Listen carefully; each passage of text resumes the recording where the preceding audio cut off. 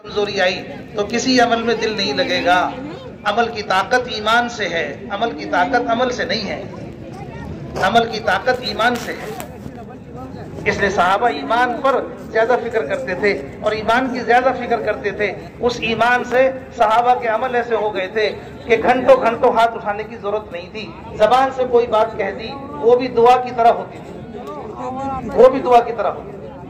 जबान से कह दिया ऐ अल्लाह मुझे मेरे अहल की तरफ न लौटाइयो, तो ऊंट शहीद हो गए ओहद के अंदर, लेकिन ऊंट को खींच रहे हैं, ऊंट खींचता नहीं है। अमर बिन जमू रज़ी अल्लाह तआला ने घंटों दुआ नहीं मांगी थी, सिर्फ चलते हुए ये कह के गए थे घर से ऐ अल्लाह मुझे मेरे अहल की तरफ न लौटाइयो। इतना कहना उनका दुआ बन गया, ये ऊंट वापस नहीं आता घर पे। ये था उनकी जबान का असर। ये जबान में असर कहां से आया? ये जबान में असर ईमान का था। सहाबा ने वो ईमान हासिल किया था। जंगल में जाके कह रहे हैं जानवरों से जंगल खाली कर दो, जानवर सहाबा की बात समझ रहे हैं और जंगल खाली कर रहे हैं। 3000 का लश्कर पानी के करीब आकर, और ये पानी पर सारे घोड़ों को पानी पर डाल दिया, सारे घोड़े पानी पर दौड़ रहे हैं। क्यों? ईमान का असर उनके जिस्मों के अंदर है। वो ईमान बनाया साहबा ने। पानी पर घोड़े दौड़ रहे हैं, जंगल में जानवर जंगल खाली कर रहे हैं, शेर सामने आ गया तो शेर रहबर बन के रास्ता दिखा रहा है।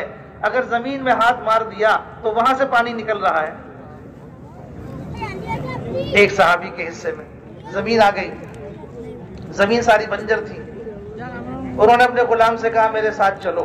जमीन खोदने का सामान ले लिया, एक मुसल्ला ले लिया, जमीन पे गए। जो हिस्से में आई थी मुसल्ला बिछा के 2 रकात नमाज पढ़ी। मुसल्ला हटा के कह रहे हैं यहाँ से खोदना शुरू करो। गुलाम ने खोदना शुरू किया, उस बंजर जमीन में पानी निकलना शुरू हो गया। ये ईमान था साहबा, ये था ईमान साहबा। भाइयों दोस्तों बुजुर्गों, इसके लिए खूब अल्लाह के रास्ते में निकल के हम मेहनत करेंगे। दूसरों को ईमान की दावत देने में लगो, ईमान की बातों को ध्यान से सुनने में लगो, फिर रो रो कर तन्हाइयों में अल्लाह पाक से ईमान की हकीकत को मांगो। ये मेहनत ईमान के साथ करेंगे इंशाअल्लाह। दूसरी बात है, दूसरी सिफत है ईमान के बाद जो दूसरी सिफत है वो नमाज की है।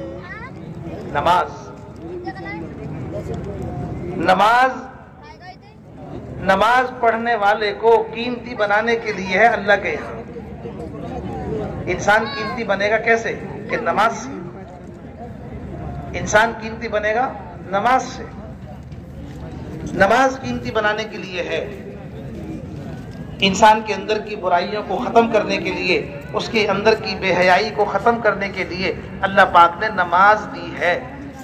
दुनिया में रहोगे, दुनिया के अंदर सारा माहौल है, नफसानियत भी है, और दुनिया के अंदर दुनिया की चीजें भी हैं।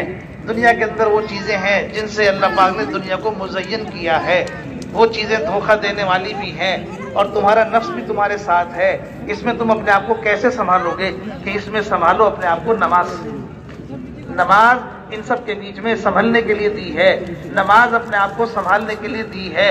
दुनिया की मुज़य्यन, दुनिया जिन चीजों से मुज़य्यन है, दुनिया जिन चीजों से धोखा देती है, उनके धोखे से बचने के लिए, जो नफ्स हमारे साथ है उसके धोखे से बचने के लिए अल्लाह पाक ने हमें नमाज दी।